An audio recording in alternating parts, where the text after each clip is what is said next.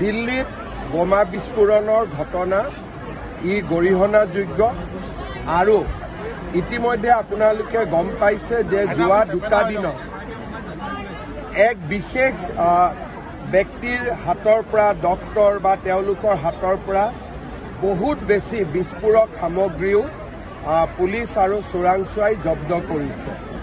Definitely ডাঙৰ design এটা আছিলে। মই আশা কৰিছোঁ যে আজি গধূলি ফাললৈকে আমি আৰু বেছি আমি ভাল ছবি এখন আমি দেখা পাম।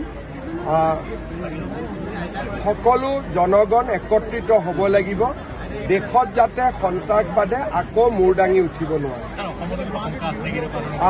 অসমত যোৱাকালি পেহেলগামৰ ঘটনাৰ পিছত আৰু যোৱাকালিও আমি দেখিছোঁ যে ফেচবুকত একাংশ লোকে এই ঘটনাটোক হয় আদৰণি যোগাই জনাইছে, নহ'লে খুব ফূৰ্তিৰে তেওঁলোকে কিছুমান ইমজি পোষ্ট কৰিছে।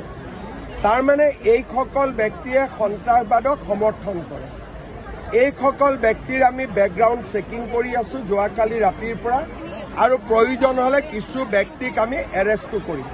কাৰণ অসমত যাতে সন্ত্ৰাসবাদে কোনো কাৰণতে মূৰ দাঙি উঠিব নোৱাৰে আৰু তেওঁলোকে উৎসাহো যাতে পাব নোৱাৰে, তাৰ কাৰণে আমি কঠোৰ হ'বই লাগিব।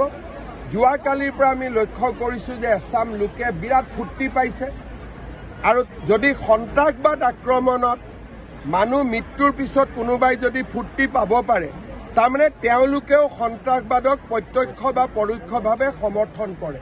মই ইতিমধ্যে ডিজিপিক নিৰ্দেশ দিছোঁ যে এইবিলাক চেক কৰিব লাগে, কোন মানুহ ক'ৰ মানুহ, যদি অসমৰ হয় আমি তেওঁলোকক গ্ৰেপ্তাৰ কৰিব লাগে।